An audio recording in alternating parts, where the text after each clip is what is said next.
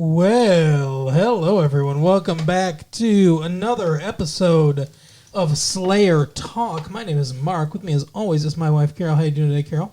Hey, what's up? Not much. It's been a good week here. It's February 20th, 2001. It is. 2000 fun, I like to say. I kind of miss saying it's the 90s though, don't you? Like, Yeah. I kind of miss being like, it's the 90s. Get with the 90s. You leapt into the 90s. We talked about the 90s a lot in the 90s. We did. And now we're going to talk about the 2000s a lot. 2000s. I don't know, though. Like, in the 80s, we didn't talk about, like, hey, it's the 80s, man, or whatever. Like, the 90s just, it seemed like a transitional time from the antiquated 80s to the big, bold future, you know? It's like a transition period. We're in the big, bold future now. Yes, we've started the big, bold future. It's exciting stuff. And what else is exciting stuff is that, Carol, I was made to love you. I was made to love you. But in this episode, there's an actual hot girl that was made to love this guy. Warren. I feel like we've seen Warren before. Yeah, he looks vaguely familiar. They did say they went to high school with him. Yeah. So I think maybe he was in a couple episodes, like as a background character or something like that. Like he was a geeky asshole. Yeah. Yeah. I love geeky assholes. Well, remember the guy who was like in like the clock tower or whatever with... Yeah. Yeah. It's not him, though. But that's who he reminds me of. That's the guy that made the world his own or whatever. Were they friends, maybe? I don't know. Who knows? Maybe. I don't know. Anyway. He's definitely not Warren G. Who's Warren G? A rapper from the 80s. From a time period where we weren't like, it's the 80s. So this episode, there is, as Mark said, a hot girl wandering around town looking for Warren. Don't you think she's attractive? I mean, she's fine looking. I don't think she's that hot. Wow, really? Really? I think part of it, though, is because she's a robot. And, But you know, the she's, actress is not a robot. No, but she moves and speaks and keeps her face like a robot. You know what I mean? Like, she's very, like, flat. And Maybe there's something about that guys find attractive then. Maybe. Because all the guys in the episode, including Xander, were like, oh, she's very hot. I mean, she's fine. I'm not, like, fine. I mean, like, she's all right. Okay. You think she's super hot? Yeah. Huh.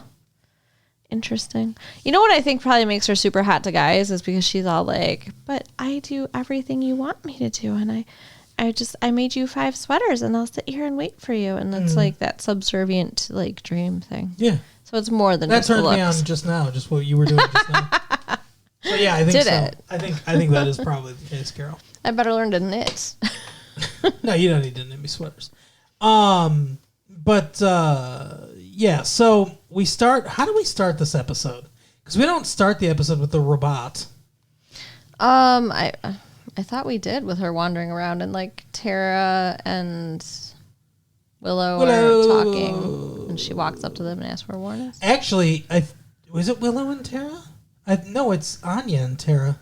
Oh, yeah. Why are Anya and Tara together? I don't know. Hanging out? Playing Nintendo? I don't know. Weird. Huh. Yeah, it's weird. But, like, later at the party, it's Willow and Tara. Yes. Okay. But I think Anya and Tara are just kind of like walking or something like that or whatever. They're doing a walk and talk. Talking about magic stuff? I remember how it happens, how it starts, because I was getting very nervous. Buffy is upset about the whole Spike thing, and she's training, and there's this big puffy thing Oh my God. that she's beating the fuck out of. Yeah. And she's like, how can Spike like me? He's a piece of shit. And she's all freaking out and everything, and Giles is like, yeah, it's weird. And he's like, not that you're not attractive, Buffy, but like, you know, it is weird. I think it's weird for Giles to acknowledge that she's attractive. Yeah, they have a very father-daughter relationship. Yeah. But then as we zoom out, we notice that it's not a punching bag, which is what I thought it was. Yeah, it's Puffy Xander. Puffy Xander. As they call him. It's Xander in one of those sumo suits. So the whole thing is kind of ridiculous because, like, it doesn't matter that he's in there. No, because he's not, you're right, because he's not moving or anything. Yeah. He is just stationary like a punching bag. And instead of having a human being encased in there, you could literally just have the whatever 400 pounds of sawdust or whatever they put in punching bags or heavy bags. Technically, they're called heavy bags into a heavy bag. I don't get it. Yeah. It's dumb. I mean, he literally needed her to stand him up.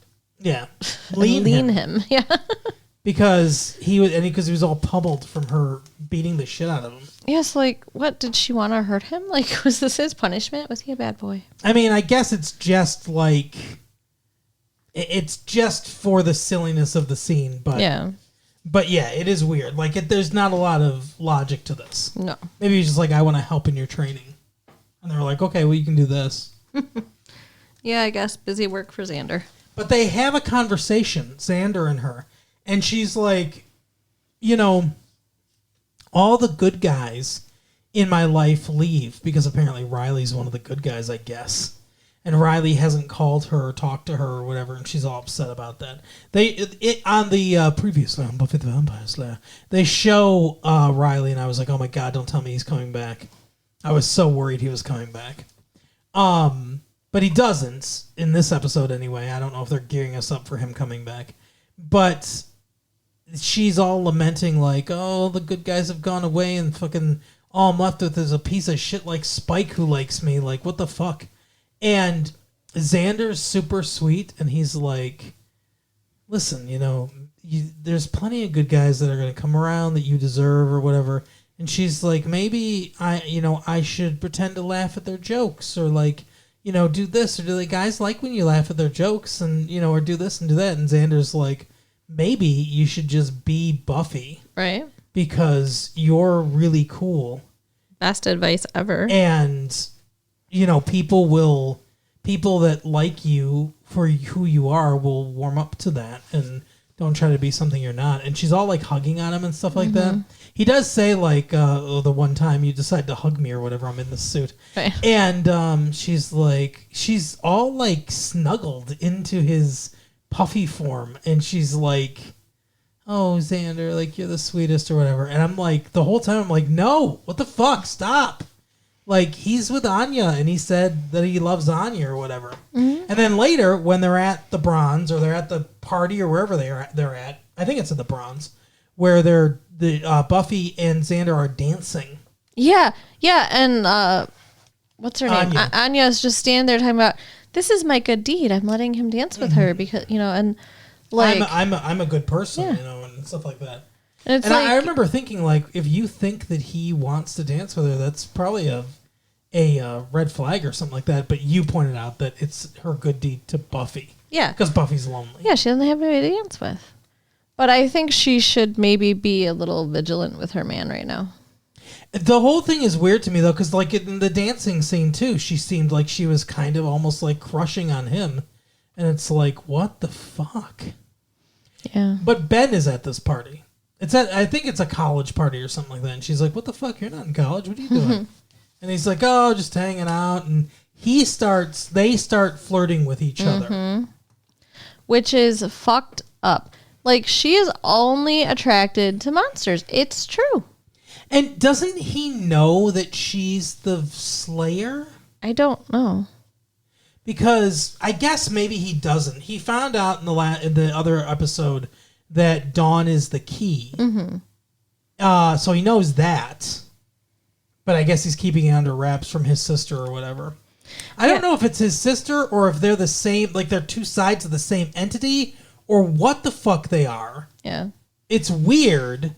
Like, it's weird that he would say I have a sister and Glory not be who he's referring to. And I think that's who he was referring to. Whether or not they're actually like brother and sister and they can just swap like places because they're both gods or whatever, and that's like what gods can do in their realm or whatever, or whether they're two sides of the same coin kind of thing and they're like, you know, it's like Jesus and God and the Holy Spirit or whatever. They're different forms of the same God or whatever. I don't know what it is. Maybe it's that. But whatever it is, I think when he says I have a sister, I think he was referring to Glory. Yeah, maybe. I don't know if we'll ever find out. You seem pretty like focused on that. You've mentioned it several times. Because you're so like argumentative about it every time I bring it up. I don't know. I didn't get that impression. Okay, then what sister would he be referring to? I don't know. I don't know his life. I mean, like, we'll find out shit, I guess. I don't know. Anyway, so he's there at the party, and I guess he doesn't know that Buffy is the Slayer. But he's, like, hitting on her and wants to date her. Maybe go ahead. No, you go ahead. Maybe he does know, and that's why. Now you go. Maybe. That's a possibility. But, like, it doesn't seem like he's trying to set her up or anything like that. Yeah. But what I said to you when we were watching it, I was like, what if they start having sex and he turns into Glory in the middle of it? That'd be really weird. Because I'm going to get ahead of us a little bit here to talk about this.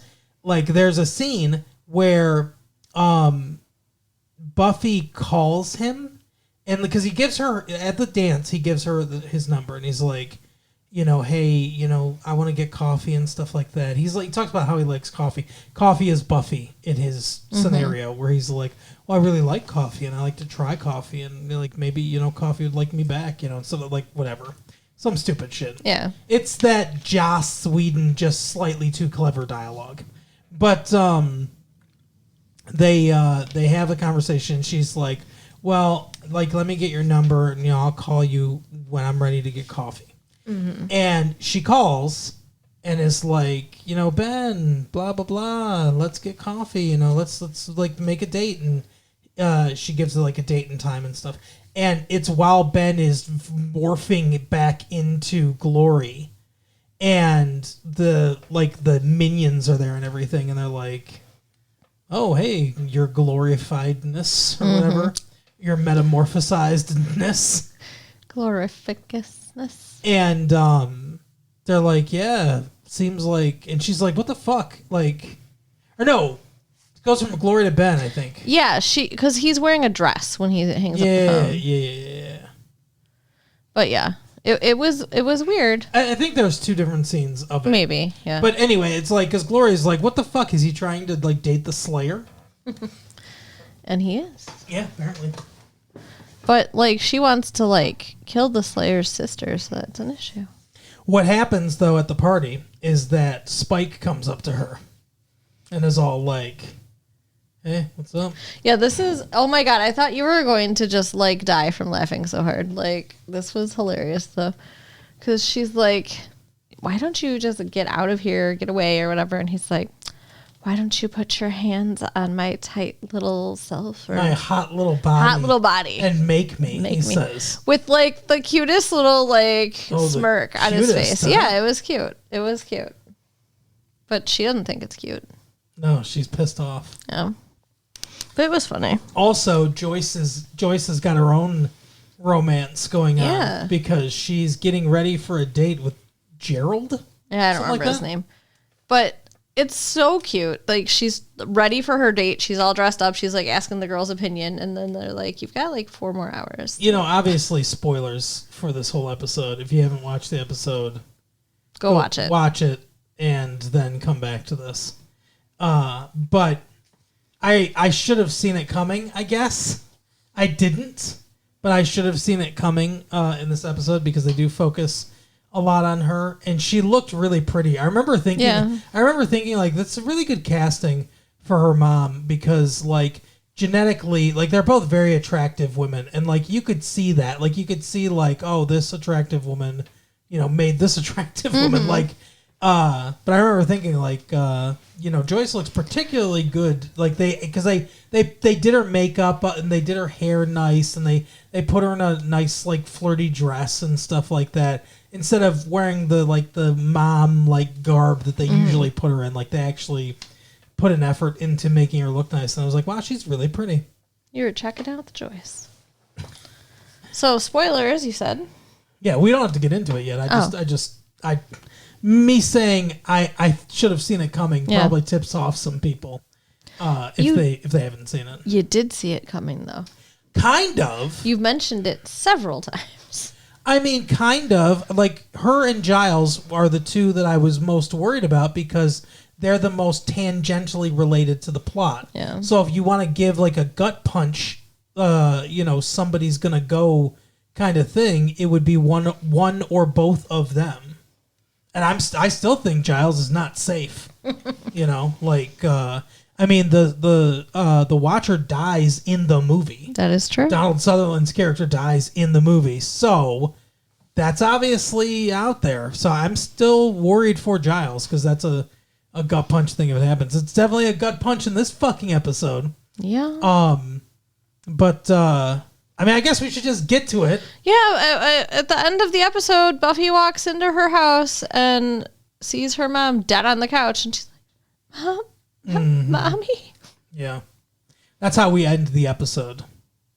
Because there's not, like, really kind of aside from that, like, bang at the end, there's not a ton of stuff that goes on. Spike ends up going into, going to the magic shop while Buffy's not there. And Giles becomes a badass. Oh my God, yeah. He comes in and he's like, hey, I've got this theory or I've got that theory about like how to defeat this thing. And like Giles basically just like shoves him in a corner and he's like, get the fuck away from us. And he's like, oh, you guys are not happy to see me. Well, Little Bit is or whatever. And she's like, don't talk to me. Like she's pissed off at him too now. Well, I guess her crush is gone. Well, I mean, she had a crush on him and then he said he had feelings for her sister that probably hurt her feelings. Yeah. But Giles is basically like, we are not your way to Buffy. There is no you and Buffy. Get the fuck away from her. Leave her alone. Yeah. It's over kind of shit. And if you don't, like he threatened him too. Yeah. If you don't, what did he say? That he was going to stake him? Or I don't know. Something I don't remember like what he said. yeah. But yeah, he threatened him with like violence. Yeah. 100%. And so, Spike's gotta skedaddle out of there. Yeah. So, like, he has no friends now. I feel kind of sorry for him. I mean, it's kind of shitty. I think he was talking about Drusilla. Something about Drusilla. I think that's what was his thing. We can get Drusilla or whatever. But anyway, so yeah, he gets kicked out. And I'm trying to think what else happens, really. Well, the robot goes wandering around. Oh, the town. robot. That's the plot. The robot's the plot of the episode. I forgot. So they as aforementioned, we see this robot a few times, and it's like, I'm looking for Warren. Warren is my boyfriend. Oh, Spike at the party. Spike like whispers something to her. Oh my God, this is hilarious. And she launches him through a window, and you're like, you cannot talk to me like that because Warren is my boyfriend, and only Warren can talk to me like that. You cannot make suggestions like that. So yeah, Spike tried and failed. The plot is she's looking for Warren. And eventually, and like after she throws Spike, then they figure out that she's a robot. Yeah. And they know they've got to, what? I'm just laughing at that because remembering the scene where they do track down Warren. They figure out, because like Warren's, as they point out, Warren's not that common of a name. Mm-hmm. So they figure out which Warren it is. And Buffy goes to where he lives. And Warren's like, there's something you don't know about her. And she's like, I think I do. And she's like, no, it's you can't know. It's something you can never know about her. And she's like, okay. And it's all, I knew they were going to do it too. It's all dramatic and the camera like pushes in him and everything. He's like, she's a robot. And she's like, uh-huh. We know. Yeah, we pieced that together. But so it's the classic comedy bait and switch. Mm-hmm. You think it's going to be a new revelation, and it's just the thing you already know. But yeah, she tracks him down, and it turns out basically everyone figured it out. There's no real mystery here. Once she throws Spike through the window, and she pushes Buffy and almost hurts her arm a little bit. Buffy's like, I'm getting sick of pretty little women that are strong that are not me. Yeah. And Xander's like, yeah, he built a fucking sex doll or whatever. That's what it is. And totally is. And that's 100% what it is. He's like, yeah, well, I was a loser and I built the perfect girlfriend, but I got bored because she was too perfect of a girlfriend. Yeah, and he's like, and she was a girlfriend, not just for sex. Like, Yeah. she is into everything I'm into and does everything I want. It makes sense that would get boring. Yeah. There's a challenge in, plus, like, I can't ever imagine, sure, someday they might build dolls and robots for sex. Sure. I mean, I know they have the sex dolls now, like the inflatable stuff, but I mean, that's not real. But I mean, they might, they are real, the inflatable dolls are real, but like, that doesn't, like, I've never used one, but I can't imagine that feels like a woman. It's a fucking balloon. Yeah. But eventually they may make dolls and stuff like that are feel and whatever are like women. They might even make robots like that. There's a movie, I think it's called Cherry 2000, and it's I feel like I've referenced this movie before, but it's like an 80s movie where it takes place in the future. There are real, I remember one of the scenes he goes to a bar. The main character goes to a bar, and his robot girlfriend, wife, or whatever breaks down. And they didn't outlaw it necessarily, but like the robot spouses or whatever fell out of favor. Mm-hmm. So they don't make them anymore. And getting the parts is like really hard. And I think this is after like some kind of post-apocalyptic thing, because he has to end up going to like the fucking desert or whatever. It's like an adventure to try to find the part to repair his girlfriend. But he goes to a bar after she breaks and everything, like trying to drown his sorrows, and this woman comes up to him and she's like, hey, and like just hands him this little like holo card thing, and he puts it in something he can see. It almost looks like a screen, like a little screen he can hold. And it shows her like having sex with a few different guys, like showing off her skills basically. And like that's how people flirt in this future. But yeah, like it's a really interesting film. There's a lot of like interesting ideas in it. But we should watch it.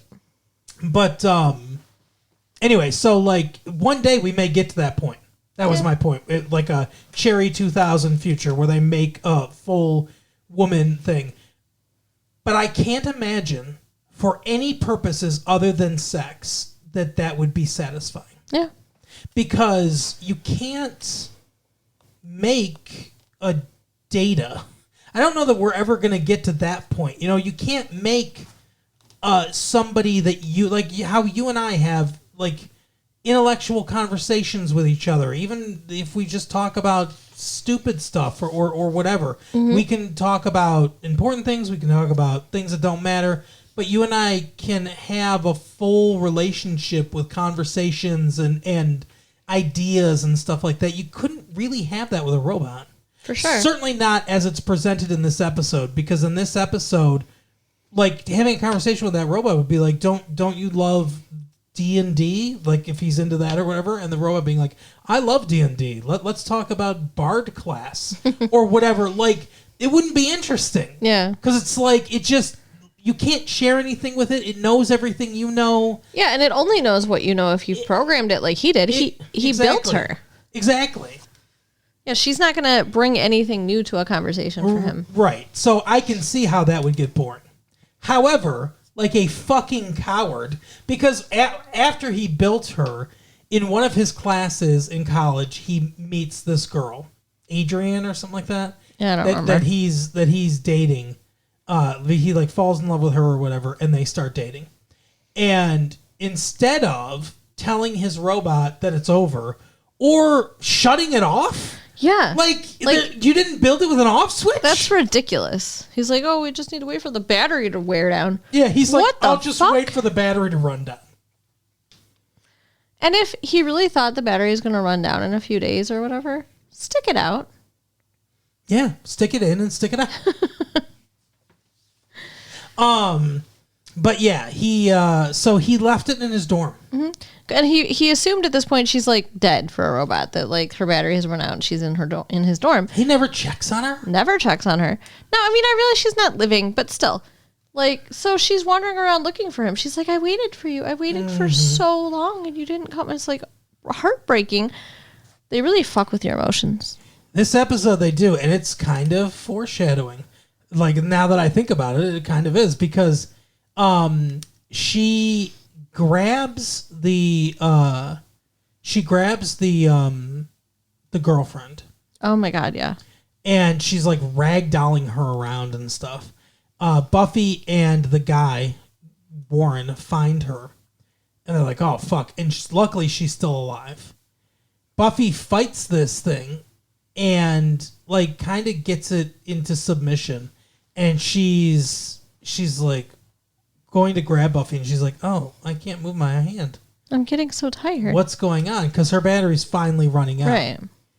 And Warren takes the girl away for medical attention, presumably, or whatever.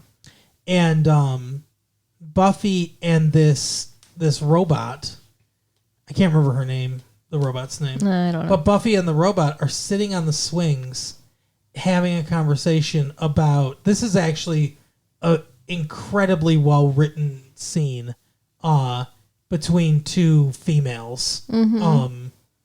That is, it's like insightful, kind of, especially for Buffy.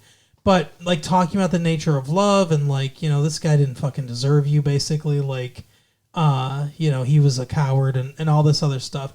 And they're sitting there, and she's getting more and more, like, tired, and she's like, it's getting dark. Why is it getting so dark? Yeah, it's early to be dark. Yeah, and because she doesn't know she's dying. Right. And it's like, it's so fucking heartbreaking for this, you know, this death scene of this robot. It's like a slow, drawn out robot death scene, which kind of foreshadows and juxtaposes to the suddenness of the other death.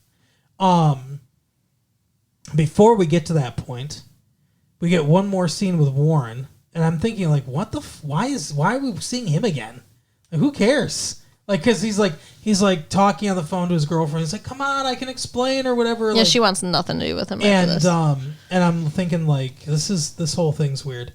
And then he goes to leave, but Spike is there, and Spike's like, "Oh, you built a little fucking doll for yourself, huh? Well, I want you to build one for me now. And here are the specifications, and it's all Buffy shit." Yeah, and it's like all the stuff he used to make his Buffy doll is there, and a picture of her, and yeah, it's awful. He keeps talking in this episode every time we see him about how he's, I'll move on. I'm going to move on. He's not fucking moving on. He says one thing and he's doing a completely different thing. Mm-hmm. But then we get to the gut punch at the end of the episode where Dawn is at school because Buffy says, "Do you want me to go pick up Dawn?" Joyce has gotten flowers from the guy she went on the date with. Very sweet. Yeah, the card said some nice thing. Thank you for a really enjoyable evening. Yeah. Blah blah blah. And Buffy's like, "Oh, some guys hope your brain doesn't explode." Buffy's like, "Oh, at least some guys still get it right." Mm-hmm. So that makes it even sadder because she actually had like a good thing starting. Yeah, and just like sudden. I assume, I don't know. I don't, like, we didn't, like, tape this episode or anything. I didn't, like, go fucking full forensics on it or something like that. But from brief seeing and from memory, I didn't see any wounds on her. Her eyes are wide open, which is kind of stereotypical for, like, an aneurysm being, like you know, eyes wide open. And she had the brain problem. Like, she had the brain tumor.